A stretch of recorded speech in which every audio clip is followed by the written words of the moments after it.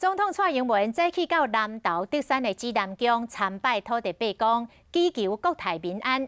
民进党伫去年的选举惨败，桃园市长郑文灿开第一枪，讲年金改革是失败的社会沟通。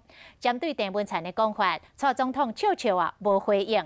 上新的消息，蔡英文总统接受到 CNN 的专访来表示，2020年伊会选总统竞选连任。元宵节，蔡英文总统到南投指南宫拜拜，现场民众热情欢迎，也有民众摕纸条想要向蔡总统တင်情，准备动乱。大家都可以站在这里，我为什么不能站在这里？这位抗议民众情绪非常激动。司法保护伞，罪证确凿，是都会无罪，为所欲为。要多少钱？哪一个议员？率来蔡英文进庙来向土地公参拜，祈求国泰民安。